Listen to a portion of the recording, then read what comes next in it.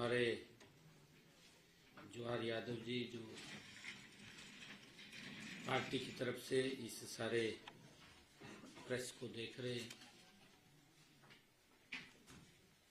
हमारे खत्री साहब, साथियों, आज मैं आपके सामने जो हमारा बजट 2026-27 उसकी जो आदरणीय निर्मला सीतारमण जी, देश के यशस्वी प्रधानमंत्री आदरणीय मोदी जी के नेतृत्व के अंदर पिछले 11 वर्षों का अगर कार्यकाल देखें, ये भारत विकसित भारत की तरफ बड़ी मजबूती से बढ़ रहा है। जितने भी बजट आए हैं उन्होंने विकसित भारत को गति से मजबूत किया है। बेशक कांग्रेस कमजोर होगी हो, उसकी कोई बात नहीं है, क्योंकि कांग्रेस आरोप लगाती रहती है। इन बजटों से कांग्रेस कमजोर हो सकती है, भारत मजबूत हुआ है नरेंद्र मोदी जी के नेतृत्व में। मैं इस बजट की भावना क्या है, इस बजट ने क्या दिशा ये देगा और उसके महत्वपूर्ण जो पहलू हैं, मैं उनके ऊपर चर्चा करने के लिए आज आप सबके बीच में आया हूं। सभी हमारे छायाकार मित्र भी हैं, पत्रकार बंधु भी हैं। मैं आप सबके माध्यम से हरियाणा के नागरिकों के सामने, हरियाणा के 2,80,00,000 लोगों के सामने, देश के यशस्वी प्रधानमंत्री आदरणीय नरेंद्र मोदी जी के नेतृत्व में 3.0 सरकार का जो ये दूसरा बजट प्रस्तुत हुआ है, इस बजट से हरियाणा पर पड़ने वाले प्रत्यक्ष प्रभावों को भी मैं स्पष्ट रूप से बताना चाहता हूं, क्योंकि लगातार हमारे विपक्षी साथी उन्होंने शायद इस बजट को ध्यानपूर्वक नहीं देखा। ध्यानपूर्वक इसलिए भी नहीं देखा, शायद देखा भी हो ध्यानपूर्वक, परंतु अपनी राजनीतिक रूप से जब विरोध नहीं कुछ करना, कुछ शब्द मिलते नहीं है विरोध के, हाजिरी तो लगानी पड़ती है, कुछ ना कुछ बोलना पड़ता है। कई लोग जब बजट आदरणीय निर्मला सीतारमण जी बोल रही थी, उसी बीच में ट्वीट कर दिया, कहा जी कुछ मिला नहीं हरियाणा को। भाई अभी पूरा प्रस्तुत तो जाने दो। होड़ लगी हुई थी राहुल गांधी को कैसे खुश किया जाए। भाई उसको तो कोई भी खुश नहीं कर सकता। उसको कौन खुश करागा? राहुल गांधी को कौन खुश करागा? कोई खुश नहीं कर सकता। वो हमारे कुरुक्षेत्र में आया पीछे यात्रा लेकर के, और यात्रा लेकर के आया, कहा पांडवा ने कोई जीएसटी लगाया था का? आपके सामने है किस प्रकार की बातें करते हैं, किस प्रकार से गुमराह करने वाले बयान देते हैं कि हाजिरी लगानी है। बस हाजिरी के निमित्त ही उन्होंने कुछ न कुछ बोलना है। साथियों, केंद्र सरकार का यह बजट केवल एक ये दस्तावेज नहीं है, ये एक वित्तीय दस्तावेज नहीं है, बल्कि यह भारत की उस तस्वीर को पेश करता है जिसमें भारत आत्मनिर्भर, प्रतिस्पर्धी और सामाजिक रूप से संवेदनशील ये बजट है, वो दिखाई देता है। साथियों, देश के यशस्वी प्रधानमंत्री आदरणीय नरेंद्र मोदी जी के नेतृत्व में यह बजट, इस बजट में विकास भी है, इस बजट में विश्वास भी है। और साथियों, इस सिद्धांत पर आधारित यह बजट है कि हरियाणा जैसे अग्रणी राज्य के लिए इसमें अपार अवसर निहित हैं। साथियों, यह बजट उस भारत की सोच को दर्शाता है जहां विकास का मतलब केवल बड़े शहर नहीं है, बल्कि गांव, किसान, महिला, युवा और श्रमिक भी हैं।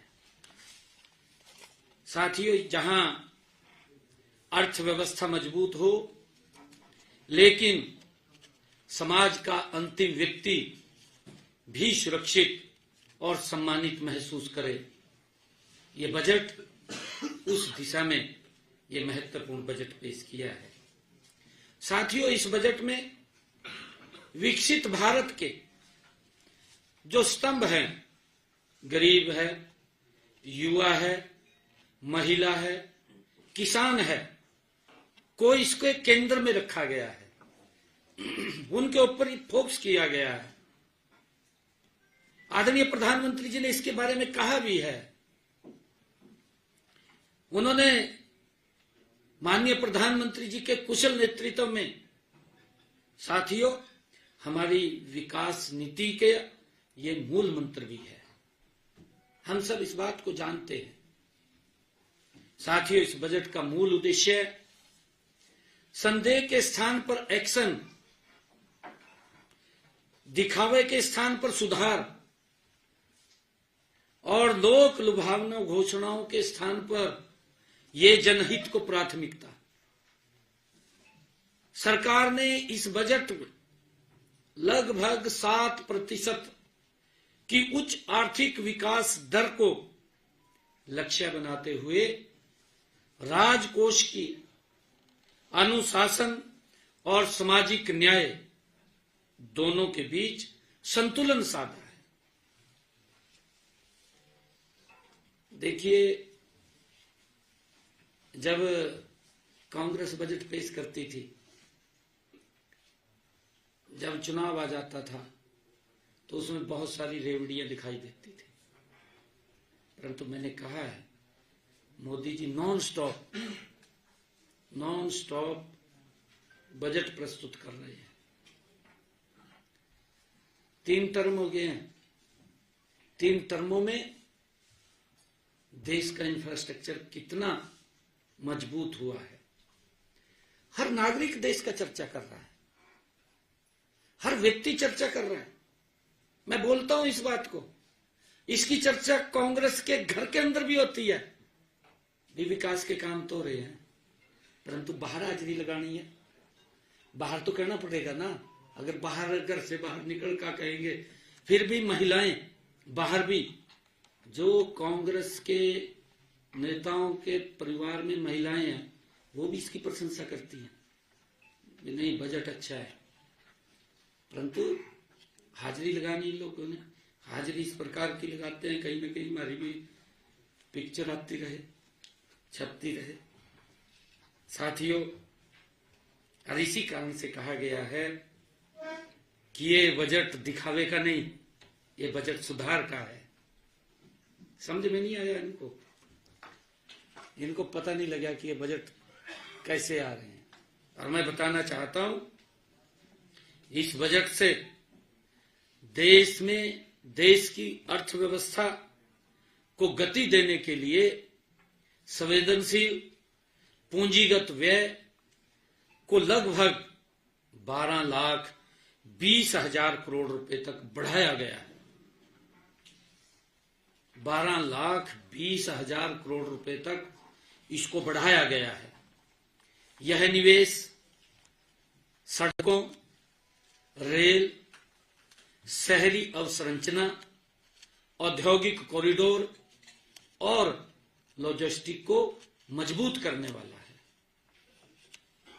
साथियों, इसका सीधा लाभ हरियाणा को मिलेगा। लगातार मैं यही बात सुन रहा था, कहा हरियाणा को तो कुछ नहीं मिला, कहा कुछ नहीं मिला हरियाणा को। मैं सारी बात बताने वाला हूं कि इनके समय में बजट का क्या हाल होता था, और जो बजट आता था किस प्रकार से खुर्द बुर्द हो जाता था, गरीब व्यक्ति तक नहीं पहुंचता था, उसको राहत नहीं मिलती थी। वो देखता रहता था बजट में लोक लुभावने वादे आए हैं, परंतु आए तो हैं परंतु मिले नहीं है। मायूस होकर के बैठ जाते थे लोग। मैंने कहा है कि बजट ये लोक लुभावना नहीं, ये सुधार का बजट है। ये समझ तो उनके भी आ रही है, परंतु मजबूरियां।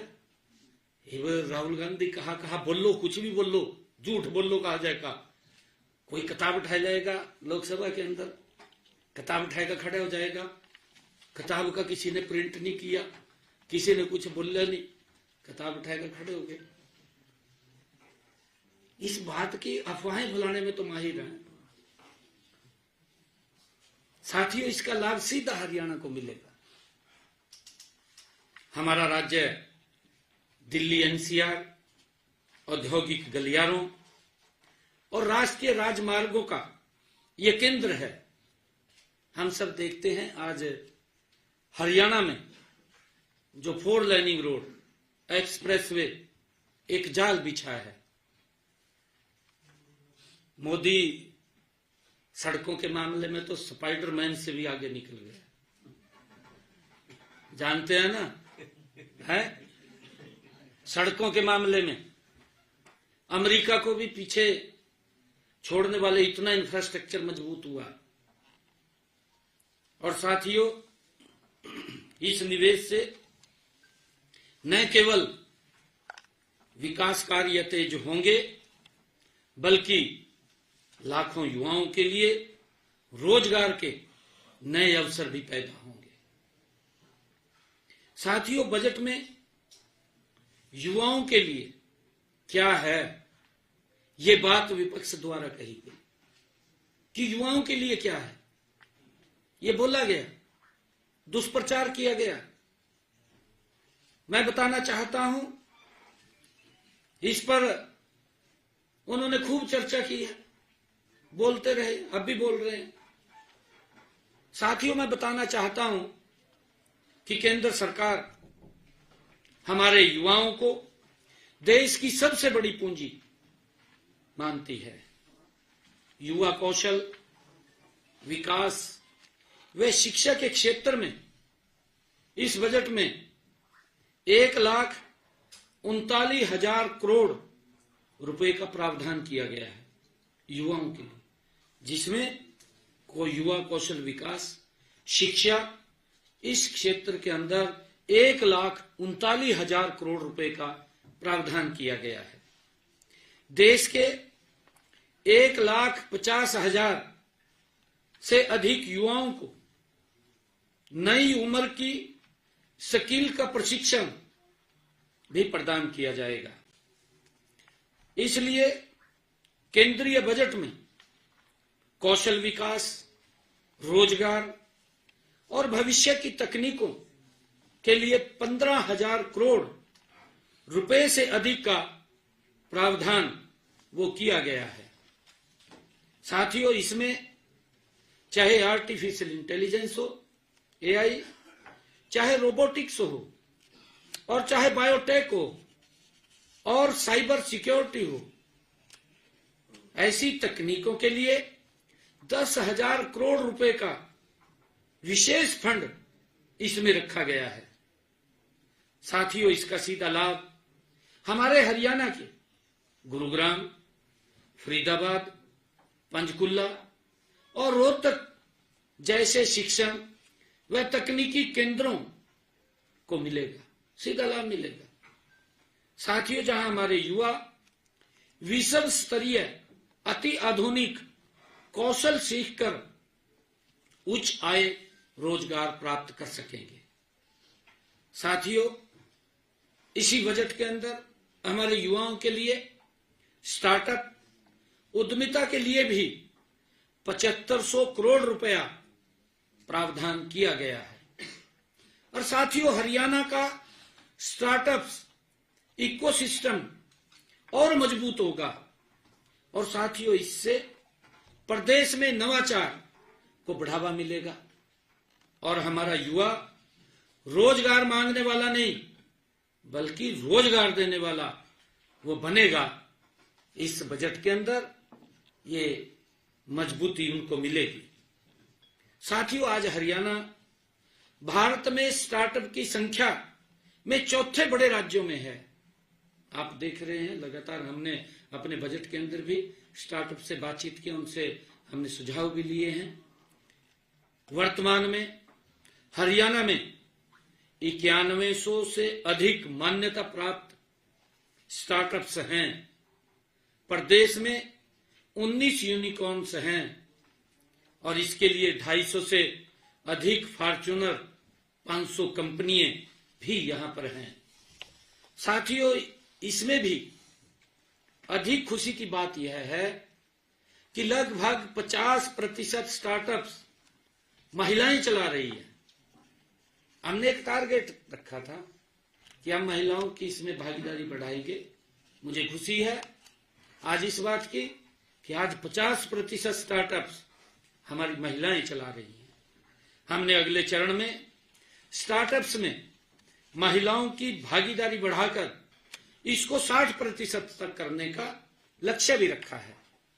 और साथियों, यही नहीं, हम नीति आयोग के साथ मिलकर वीमेन एंटरप्रेन्योरशिप प्लेटफॉर्म का एक स्टेट चैप्टर भी स्थापित कर रहे हैं। साथियों, इसमें महिलाओं उद्यमियों को 700 से अधिक मेंटर्स, विशेष प्रशिक्षण, वित्तीय सहायता, बाजार तक पहुंच और इंक्यूबेशन सहयोग प्राप्त होगा। साथियों, हमने हरियाणा राज्य स्टार्टअप नीति 2022 उसको भी लागू किया है। साथियों, मैं बताना चाहूंगा कि हम स्टार्टअप्स को प्रोत्साहित करने के लिए 2000 करोड़ रुपए का फंड ऑफ फंड्स उसको भी स्थापित करवाने जा रहे हैं। साथियों, इसी तरह शिक्षा से रोजगार और उद्यमिता को जोड़ने के लिए उच्च स्तरीय स्थायी समिति का गठन भी किया गया है। साथियों, डिजिटल और क्रिएटिव अर्थव्यवस्था को बढ़ावा देने के लिए देश भर में 15,000 माध्यमिक विद्यालयों और 500 महाविद्यालयों में NVGC कंटेंट क्रिएटर लैब्स स्थापित की जाएंगी। साथियों, IT सेवाओं में के क्षेत्र में सुरक्षित मार्जिन सीमा को 300 करोड़ रुपए से बढ़ाकर 2000 करोड़ रुपए किया गया है। साथियों, इसमें बड़ी संख्या में युवाओं के लिए उच्च गुणवत्ता वाले और रोजगार के अवसर पैदा होंगे। साथियों, खेलों के क्षेत्र में खेलो इंडिया मिशन को एकीकृत प्रतिभा विकास मार्ग के रूप में विकसित किया जा रहा है। साथियों, इसमें वैज्ञानिक प्रशिक्षण, आधुनिक खेल अवसंरचना और तकनीकी का समावेश होगा। साथियों, हरियाणा की लगभग 65% आबादी हरियाणा की युवा है। साथियों, यह बजट इस युवा शक्ति को शिक्षा, कौशल, तकनीकी और रोजगार से जोड़ने का ये स्पष्ट रोड मैप देता है। जो साथियों ये बात दुष्प्रचार कर रहे कि युवाओं के लिए क्या है, मैं उनको बताना चाहता हूं कि कितना बजट आदरणीय प्रधानमंत्री जी ने, आदरणीय निर्मला सीतारमण जी ने युवाओं को कितना लाभ मिलेगा। हम चाहते हैं हमारी सरकार की सोच है कि हमारा युवा रोजगार लेने वाला नहीं, रोजगार देने वाला बने, उस दिशा में काम कर रहे हैं। साथियों, हमारी महिलाएं और गरीब वर्ग के लिए ये बजट सामाजिक न्याय और आर्थिक सशक्तिकरण का ये उनके लिए बजट है, गरीब और महिलाओं के लिए। साथियों, सरकार ने महिलाओं को आर्थिक गतिविधियों के केंद्र में लाने के लिए स्वयं सहायता समूहों को सामुदायिक स्तर पर उद्यमिता हट के रूप में विकसित करने की योजना वो बनाई है। साथियों, इसमें चाहे महिला रोजगार की बात हो, सब रोजगार की बात हो और उद्यमिता के लिए लगभग 8,000 करोड़ रुपए का प्रावधान इसमें किया गया है। 8,000 करोड़ रुपए का, जिसमें सामाजिक सुरक्षा, पेंशन, पोषण और आय सहायता योजनाओं के लिए 40,000 करोड़ रुपए से भी अधिक का बजट इसमें रखा गया है। साथियों, कृषि, डेयरी, फूड प्रोसेसिंग और ग्रामीण उद्यमिता में महिलाओं की भागीदारी बढ़ाने के लिए वित्तीय और संस्थागत समर्थन उनको दिया जा रहा है, उसका प्रावधान किया जा रहा है। साथियों, हरियाणा में स्वयं सहायता समूहों व महिला उद्यमियों को सीधा लाभ इसका मिलेगा। साथियों, प्रत्येक जिले में उच्च शिक्षा के स्टेम संस्थाओं में महिला छात्रावासों की स्थापना का प्रावधान किया गया है कि हर जिला के अंदर एक महिलाओं के छात्रों के लिए एक छात्रावास बनाए जाएंगे। यह प्रयास दर्शाता है साथियों कि हमारी सरकार बेटियों की शिक्षा व सुरक्षा का भी सर्वोच्च प्राथमिकता देने का काम हमारी सरकार कर रही है, वो इस बजट के अंदर झलकता है। साथियों, अब मैं स्वास्थ्य क्षेत्र की बात करना चाहूंगा। स्वास्थ्य क्षेत्र में भी यह बजट हरियाणा के लिए एक बड़ा अवसर ये बजट लेकर के आया है।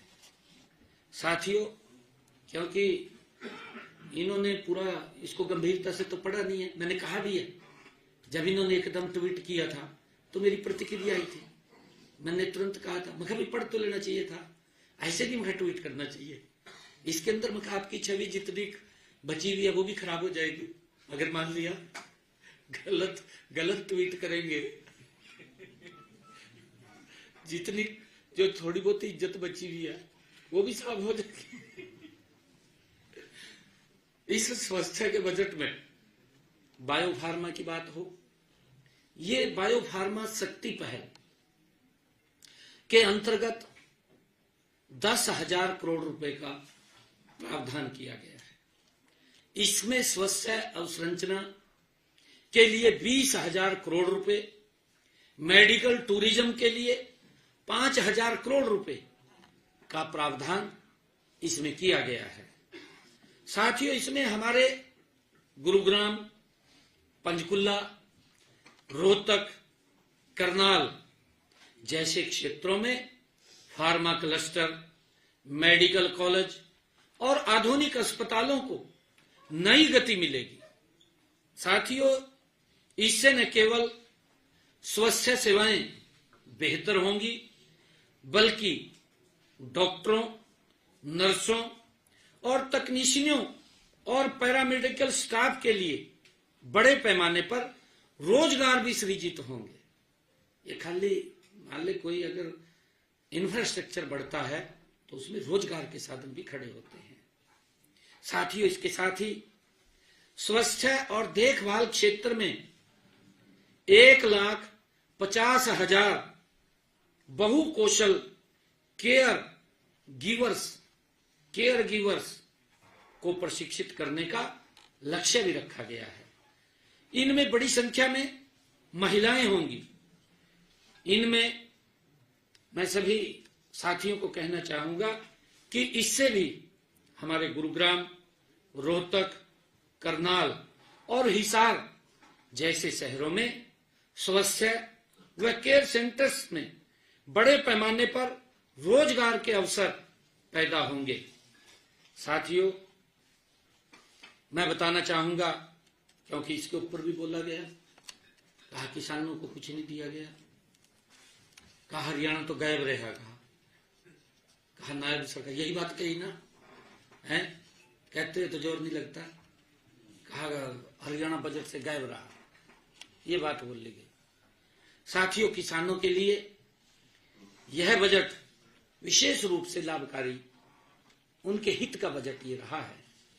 साथियों, कृषि और संबद्ध क्षेत्र के लिए लगभग 1,62,000 करोड़ रुपए का कृषि क्षेत्र के लिए इस बजट में प्रावधान किया गया है।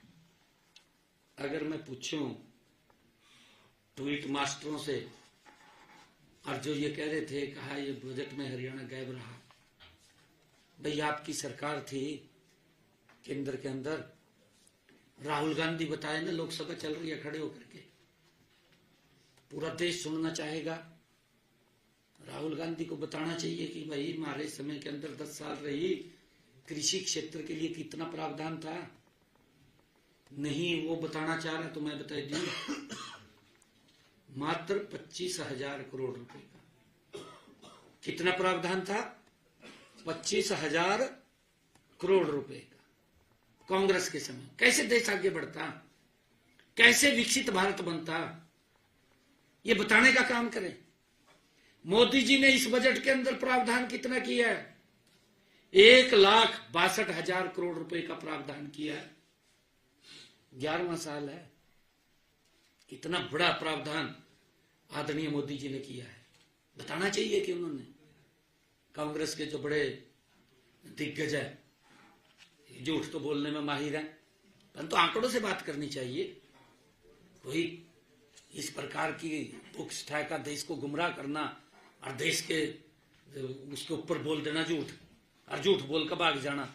मैं 2 बात करना चाहता हूं, कर ले भाई, तब देखो बेड़िया पैर की किसी ने रोकिया तो नहीं है।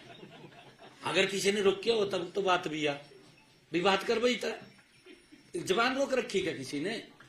बाहर कर ले जाएगा था, पत्रकार सुना, और पत्रकार तो आरएसएस का सुना बात था उसकी। सुना नहीं सुना? हमारा काम खराब कराओगे। मात्र 25,000 करोड़ रुपए का था कांग्रेस के समय में। ये 2014 की बात है, लंबी बात नहीं है। मोदी जी ने इन 11 वर्षों के अंदर देश के किसान के हित में जो बजट प्रस्तुत किया है, जो उसमें प्रावधान किया है, 1,62,000 करोड़ रुपए का। अरे पासिंग भी नहीं है।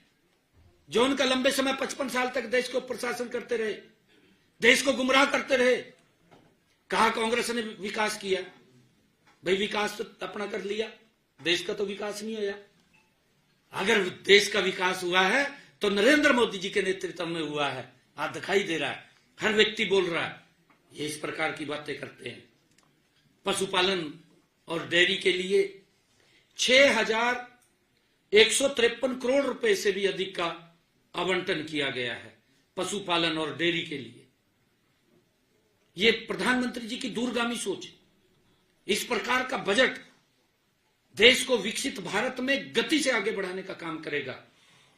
और साथियों, इसी प्रकार मत्स्य पालन के लिए आदरणीय प्रधानमंत्री जी ने, निर्मला सीतारमण जी ने जो प्रावधान किया है 2,500 करोड़ रुपए का, और पीएम किसान सम्मान निधि, कि मेरा किसान वो नीचे न दबे, वो मजबूत हो, खुशहाल हो। आदरणीय प्रधानमंत्री जी ने इस बजट के अंदर प्रधानमंत्री किसान सम्मान निधि योजना के लिए 63,500 करोड़ रुपए की निरंतर सहायता जारी रखी जाएगी। किसानों के लिए बड़ी राहत देने का काम आदरणीय मोदी जी ने किया है। मेरे हरियाणा के 20 लाख किसानों को ये लाभ मिल रहा है। पिछले समय के अंदर 19 किस्तें गई हैं। अगर हम बात करें 19 किस्तों के अंदर मेरे हरियाणा के किसान को लगभग 7,500 करोड़ रुपया उन तक पहुंचाने का काम यह आदरणीय मोदी की सरकार ने किया है। मोदी जी ने किया है। राहुल गांधी, कांग्रेस के नेता, ध्यान करिए आप, ये कभी वोट चोरी की बात करते हैं, कभी संविधान को समाप्त करने की बात करते हैं। ये किस प्रकार के झूठे आरोप लगाते हैं। देश ने नकार दिया इनको, बिल्कुल नकार दिया देश ने। अब आप देखना, बंगाल के अंदर भी, पंजाब के अंदर भी मोदी जी के नेतृत्व में बड़े मैंडेट के साथ सरकारें बन रही हैं। मोदी जी काम कर रहे हैं, मोदी जी सोते नहीं हैं, दिन रात देश को बढ़ाते हुए लगातार आगे लग रहे हैं। एक एक वर्ग की चिंता की जा रही है। इनके यहां किसकी चिंता की गई यही बता दे। 20 वर्ग की चिंता की है, बताएं ना ये भाई। ये तो पूरा देश मीडिया के सामने है, पूरा मीडिया सुनता है, पूरा देश। बताएं ना भी कौन सी योजनाएं लोगों के हित में मजबूती के लिए बनाई है। झूठ बोलते हैं सारा दिन। साथियों, कोई छोटा प्रावधान नहीं है। प्रधानमंत्री किसान सम्मान निधि में 63,500 करोड़ रुपए का ये निरंतर सहायता जारी रहेगी, इसका प्रावधान किया है। और साथियों, मैं बताना चाहता हूं, भारत विस्तार योजना से हमारे किसान डिजिटल AI आधारित कृषि प्लेटफॉर्म से सीधे जुड़ सकेंगे। और साथियों, उन्हें मौसम की जानकारी हो, मिट्टी के परीक्षण की बात हो कि खेत में क्या डालना क्या नहीं डालना है, बाजार की सटीक जानकारी उन तक पहुंचेगी और इसमें बेहतर निर्णय वो कर सकेंगे। क्योंकि जब उनके पास जानकारी होगी, मेरे किसान के पास, तो निर्णय भी कर सकेंगे कि अब मौसम कैसा है।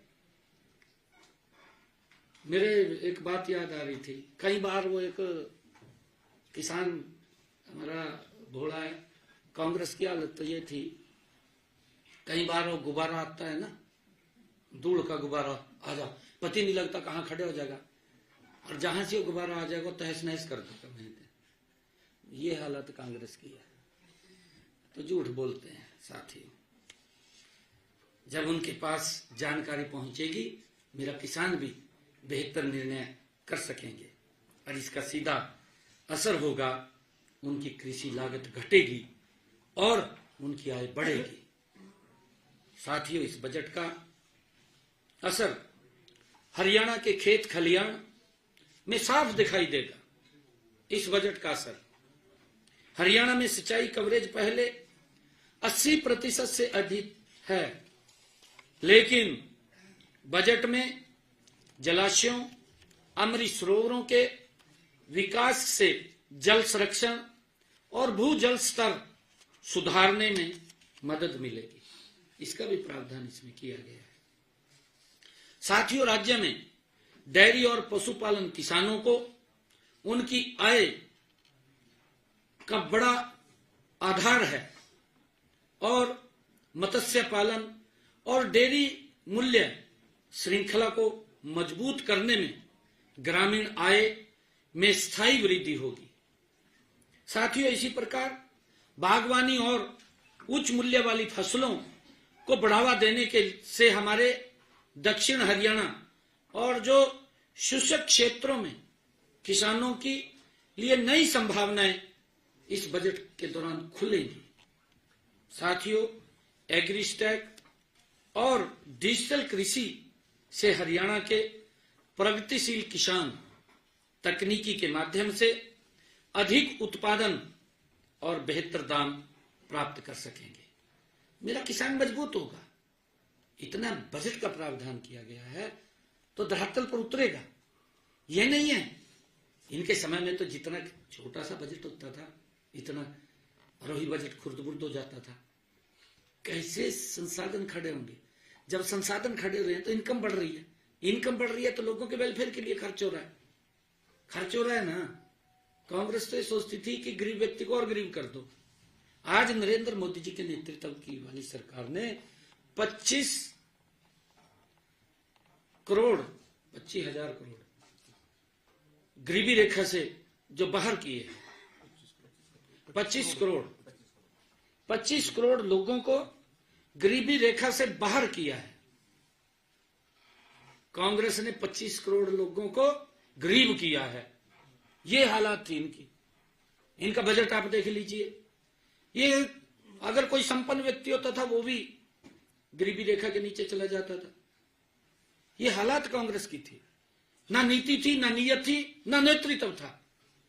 लगे हुए थे दूध के ऊपर से मलाई तार का खाने ना गजब कर रखा था पूरा। हरी बात मार रहे हैं इस प्रकार के। पूरा देश देख रहा है। वीगन कर रखा था। वीगन था कर।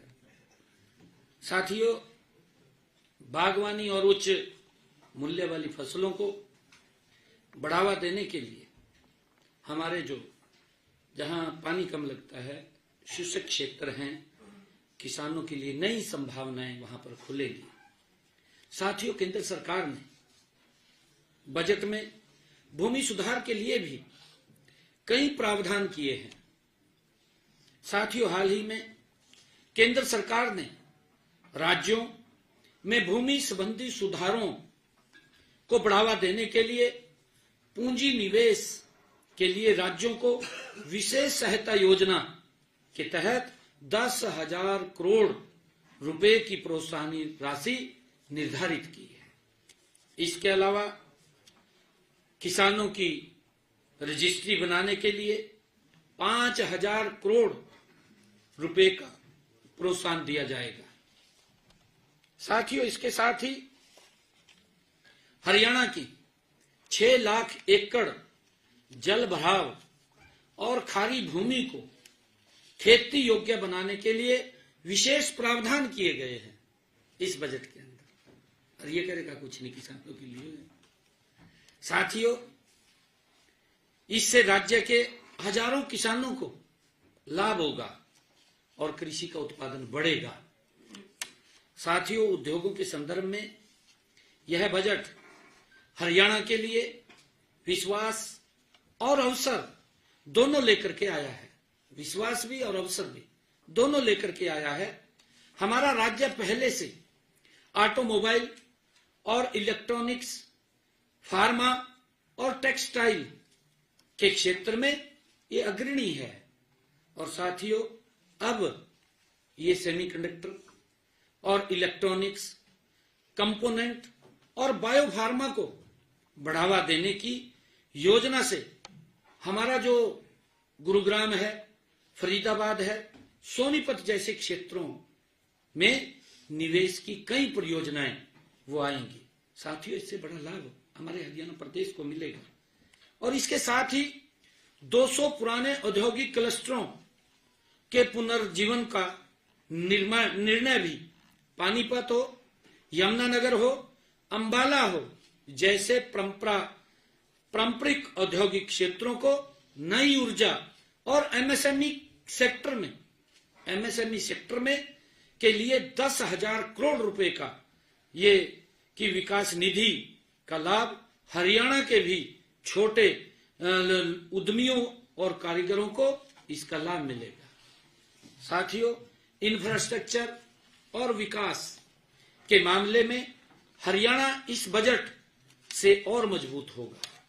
साथियों, हाई स्पीड रेल, शहरी आर्थिक क्षेत्रों और टियर 2 और टियर 3 शहरों पर ध्यान देने से हमारे रोहतक, हिसार, करनाल, सिरसा और रेवाड़ी जैसे शहरों में रोजगार आधारित शहरीकरण को बढ़ावा भी मिलेगा। साथियों, दिल्ली एनसीआर से जुड़े हरियाणा के शहरों में कनेक्टिविटी और रियल एस्टेट को भी बढ़ावा मिलेगा। साथियों, औद्योगिक व लॉजिस्टिक हब के रूप में राज्य की भूमिका और अधिक मजबूत होगी। साथियों, इस बजट में ग्रीन एनर्जी और बैटरी स्टोरेज पर भी जोर देने से हरियाणा में सोलर और रिन्यूएबल एनर्जी परियोजनाओं का विस्तार होगा। साथियों, इससे राज्य की ऊर्जा जरूरतें भी पूरी होंगी और पर्यावरण संतुलन भी बना रहेगा। साथियों, मैं बताना चाहता हूं कि इस बजट में आम नागरिक के लिए यह बजट एक राहत का बजट है, आम नागरिक के लिए, और इसका लाभ हरियाणा के मध्यम वर्ग और गरीब परिवारों को सीधा इस बजट का लाभ मिलेगा। साथियों, टैक्स प्रक्रियाओं में सरलता, कैंसर जैसी गंभीर बीमारियों की दवाओं पर शुल्क में छूट और शिक्षा व इलाज पर खर्च कम होने से परिवारों की जेब पर जो बोझ पड़ता था, जो एक बीमारी के कारण गरीबी रेखा के नीचे चला जाता था, अब वो बोझ घटेगा। ये आदरणीय प्रधानमंत्री जी की दो दूरगामी सोच है। इस बजट के अंदर ये प्रावधान किया गया है। इसका लाभ आम व्यक्ति और गरीब व्यक्ति को इसका बड़ा लाभ मिलेगा। साथियों, डिजिटल गवर्नेंस के माध्यम से सेवाओं की डिलीवरी तेज होगी, जिससे हरियाणा में पारदर्शिता और सुशासन को और मजबूती मिलेगी। साथियों, कर प्रणाली को सरल, पारदर्शी और भरोसेमंद बनाने के लिए टीडीएस, टीसीएस में राहत, रिटर्न दाखिल करने में समय सीमा में लचीलापन आपके सामने इस बजट में प्रावधान किया गया है, और अनुपालन अपराधों के अपराधीकरण को हटाया गया है। और साथियों, कस्टम की डिजिटल सिंगल विंडो से आयात निर्यात प्रक्रियाएं तेज होंगी, व्यापार करने की लागत भी घटेगी। साथियों, राज्य को 1,40,000 करोड़ रुपए का अनुदान सहकारी संघवाद को सशक्त करने की दिशा में एक बड़ा कदम ये साबित होगा। साथियों, हमारे सभी जागरूक पत्रकार, मैं आप सबके माध्यम से बताना चाहूंगा कि रेलवे क्षेत्र में भी हरियाणा को एक मजबूत और दूरदर्शी रोड मैप मिला है। साथियों, हरियाणा को 3,566 करोड़ रुपए आवंटित किए गए हैं। इनमें से 315 करोड़ रुपए विशेष रूप से राज्य की प्राथमिक और लक्षित परियोजनाओं के लिए रखे गए हैं। साथियों, हरियाणा में 34 रेलवे स्टेशनों को अमृत भारत योजना के अंतर्गत आधुनिक बनाया जा रहा है। इनमें स्वच्छता, यात्री सुविधा और डिजिटल सेवाएं, दिव्यांग जनों अनुकूल ढांचा और स्थानीय पहचान को विशेष महत्व इसमें दिया गया है।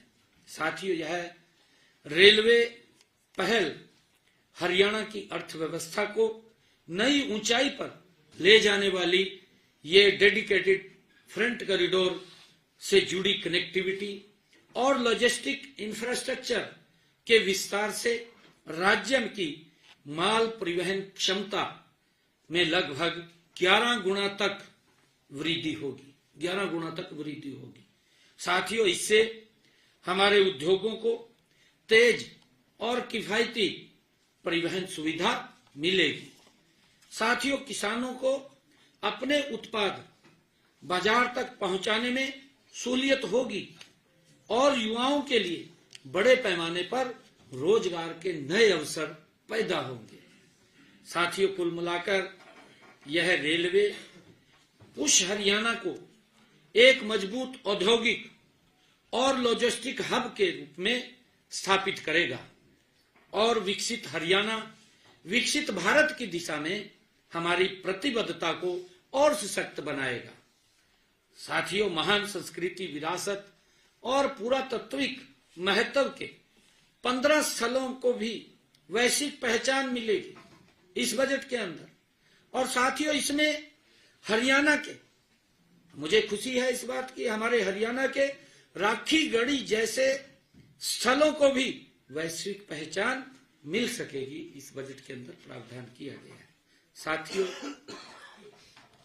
मैं आपको 16वें वित्त आयोग की सिफारिशों के बारे में भी बताना चाहूंगा, क्योंकि पिछले दिनों जब फाइनेंस कमीशन आया था, आप सब लोगों को मालूम है, हमने उसके सामने बड़ी डिटेल बात रखी थी और वो बात हमने देश के यशस्वी प्रधानमंत्री आदरणीय नरेंद्र मोदी जी को भी उससे अवगत कराया था। आदरणीय प्रधानमंत्री जी हरियाणा के लोगों से बहुत स्नेह करते हैं, प्यार करते हैं। हमारी उस समस्या को फाइनेंस जो कमेटी आई थी, आयोग आया था, उसने हमारी समस्या को ध्यानपूर्वक सुना था, जो हमने उनके सामने विषय रखा था। और मुझे खुशी है कि उस समस्या को उन्होंने ध्यानपूर्वक सुन करके उसको अमल में लाए हैं। और साथ ही मैं बताना चाहूंगा कि आपको 16वें वित्त आयोग की सिफारिशों केंद्र सरकार ने जो वर्ष 2026 से 2031 की अवधि के लिए वित्त आयोग की सिफारिशों को हमारी स्वीकार कर लिया है। ये हमारे लिए बड़े गर्व की बात है, बड़ी खुशी की बात है। जो ये बात बोल रहे हैं ना, मुझे तो दुख होता है कि ये लोग इतना झूठ क्यों बोलते हैं। भी झूठ बोलने की भी कोई एक सीमा होती है, सीमा में रह करके झूठ बोलना चाहिए, परंतु झूठ बोलते हैं बहुत ज्यादा।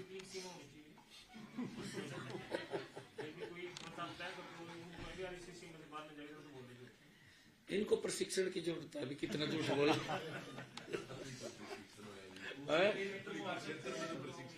और उसका लाभ तो मिला नहीं, 1 घंटा भी नहीं रुकिया और तो रोटी खाना आया था।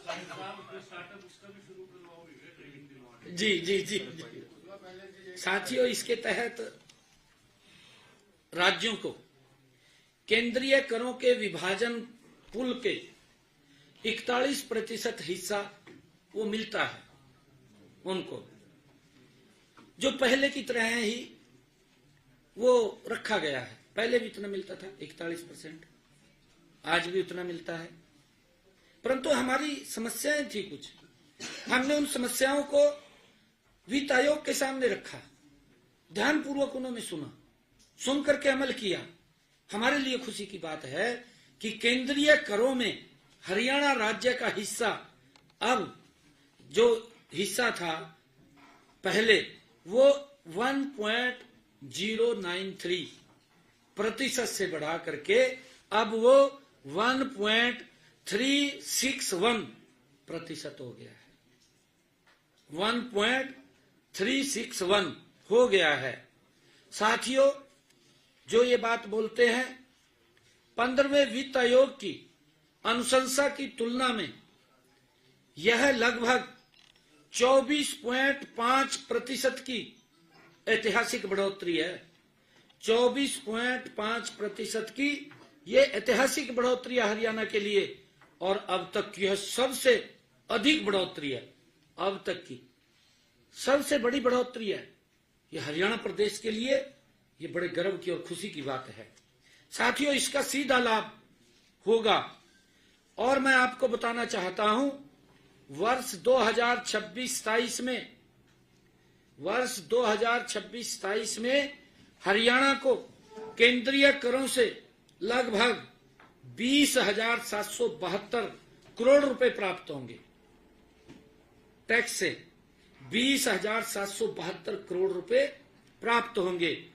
यह राशि पिछले वर्ष से संशोधित अनुमान के करीब 5,547 करोड़ रुपए अधिक है। साथियों, आने वाले 5 वर्षों में इस बढ़े हुए हिस्से में हरियाणा को लगभग 28,000 करोड़ रुपए अतिरिक्त राशि वो मिलने का अनुमान है। साथियों, कुल मिलाकर के 16वें वित्त आयोग की अवधि में हरियाणा को 1 लाख करोड़ रुपए केंद्रीय करों से प्राप्त होंगे।